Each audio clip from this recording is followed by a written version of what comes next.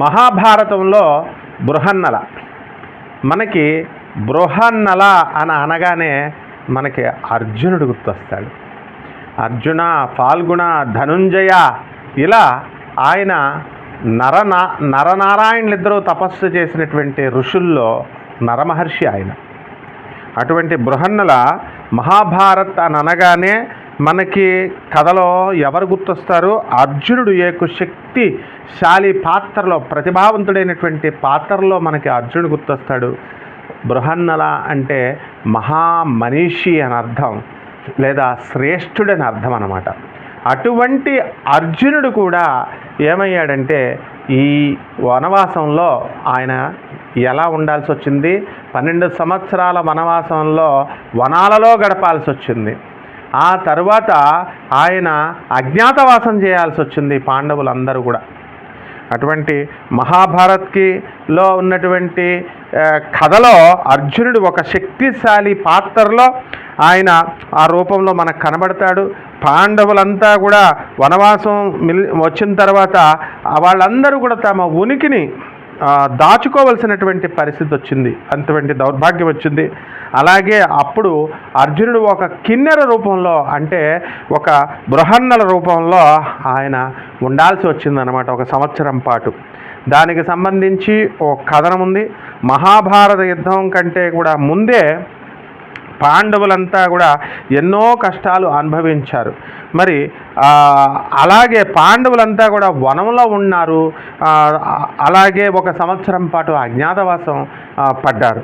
మరి వనంలో ఉన్నప్పుడు ఇంకా అజ్ఞాతవాసం ప్రారంభం కాలేదు. అప్పుడు ఏం జరిగిందంటే, ఇలా పాండవులంతా కూడా తమకి తెలిసిన వాళ్ళందరికీ కూడా కనబడకుండా, అంటే కౌరవులకి కానీ అశ్వత్థామకు కానీ వీళ్ళకి ఎవరికి కూడా కనబడకుండా దాక్కుని ఉండాల్సి వచ్చింది. వనవాసంలో పాండవులంతా కూడా వేషాన్ని మార్చుకుని విరాట రాజ్యంలో ఆ కొలువులో ఉండాల్సినటువంటి పరిస్థితి వచ్చింది. శరణం అక్కడ పొందారన్నమాట. అటువంటి పాండవులంతా కూడా విరాట రాజు దగ్గర వేషాన్ని మార్చుకొని మరి పనిచేయడం ప్రారంభించారు. ద్రౌపది అక్కడ మనకి దాసి కింద, సైరంధ్రి కింద అక్కడ ఉంది. మరి ధృతరాష్ట్రుడేమో చక్కగా ఈ యొక్క ఈ యుధిష్ఠిరుడు, ధర్మరాజు, ఆయన పాచికలు ఆడుతూ ఒక సరస సంభాషణ చేసేటటువంటి వ్యక్తిలాగా ఆ పాచికలు ఆడేటటువంటి ఒక ఆటగాడిగా విరాటరాజు దగ్గర ఉండిపోవాల్సి వచ్చింది. భీముడేమో వంట చేసే వ్యక్తిగా ఉండిపోవాల్సి వచ్చింది. మరి అటువంటి అర్జునుడు ఏం చేశాడంటే 1 సంవత్సరం పాటు కిన్నరుడుగా మారిపోయాడు. బృహన్నలుగా అంటే ట్రాన్స్జెండర్గా మారిపోయాడు అనమాట, నపుంసకుడుగా. అర్జునుడు ఏం చేశాడు? మహర్షి వేదవ్యాసుడి దగ్గరికి వెళ్ళాడు. ఈ సలహా ఇచ్చింది ఎవరండి? వేదవ్యాస మహర్షి ఇచ్చాడు. వేదవ్యాసుడి దగ్గరికి వెళ్తే వనవాసం జరిగేటటువంటి సమయంలో పాండవులంతా కూడా మళ్ళీ ఈ వేషాలు మార్చుకొని మరి ఈ ఎన్నో కష్టాలు పడుతుంటే, అప్పుడు రాజ్యం పోయిందని చెప్పి బాధపడుతుంటే, పాండవులకి ఎన్నో ప్లాన్స్ వేసుకుంటున్నారు, ఎన్నో యుక్తులు వేసుకుంటున్నారు, ఏవి కూడా కలిసి రావడం లేదు. అప్పుడు అర్జునుడు ఏం చేశాడు? మహర్షి వేదవ్యాసుల వారి దగ్గరికి వెళ్ళి సలహా కోసం వెళ్తారు. అప్పుడు వ్యాసుల వారు ఏం చెప్తారంటే, అర్జునుడికి దివ్యాస్త్రాలను సంపాదించమని చెప్తారు. అందుకని అలాగే ఇతర కళలు, నృత్యము, సంగీతము, ఇలాంటి కళల్లో ప్రవేశం కోసం ఆయన జ్ఞానాన్ని సంపాదించుకోమని సలహా చెప్తారు. అందుకోసం వేదవ్యాస మహర్షి ఈ ఇంద్రుడి దగ్గరికి వెళ్ళమంటారు, మరి స్వర్గానికి.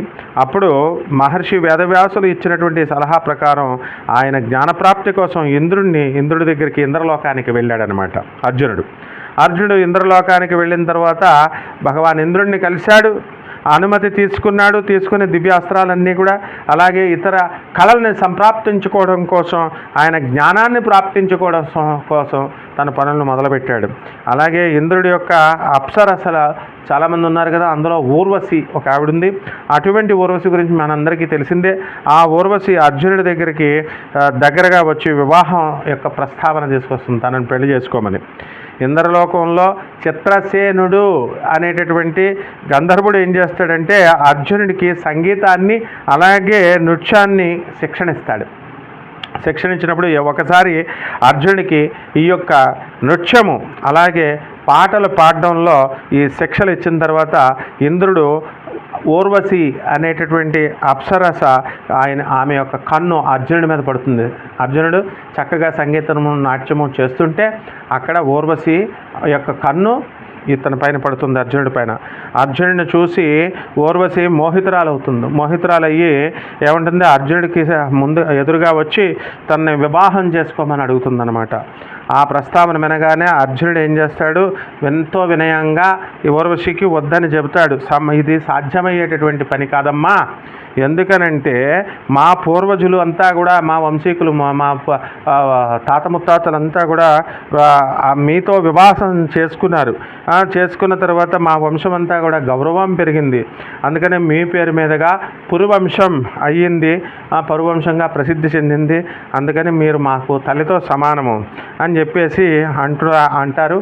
అలాగే ఈ వివాహం యొక్క ఆలోచనని మానుకోమని చెప్తాడు. అప్పుడు ఊర్వశి చాలా శపిస్తుంది అనమాట, చాలా దుఃఖపడి తర్వాత కోపం వస్తుంది. కోపం వచ్చి అర్జునుడికి 1 సంవత్సరం పాటు ఈ యొక్క నపుంసకుడిగా, పుంసత్వహీనుడిగా ఉండిపోమని చెప్పేసి ఆమె శపిస్తుంది. ఆ శాప ఫలితంగా అర్జునుడు వనవాసం అంతా చేసిన తర్వాత కిన్నెరుడిగా మనకి మారిపోతాడనమాట. అజ్ఞాతవాసంలో తను ఈ కిన్నెర వేషాన్ని వేస్తాడు, కిన్నెడిగా నపుంసకుడిగా మారిపోతాడు. మరి అటువంటి కిన్నెర అయ్యాడు కాబట్టి అప్పటి నుంచి బృహన్నల అని అర్జునుడికి పేరు వచ్చింది. అర్జునుడు బృహన్నల అయిన తర్వాత విరాట్ నగరంలో మరి విరాట్ రాజు దగ్గర ఆమె కూతురైనటువంటి ఉత్తరకి ఈయన 1 సంవత్సరం పాటు నృత్యాన్ని నేర్పిస్తాడు. బృహన్నల యొక్క అర్థం ఏమిటంటే, పేరుకి అర్థం శ్రేష్ఠుడు అని, మహాన్ మానవుడు అని చెప్పి మనం చెప్పుకోవాలన్నమాట.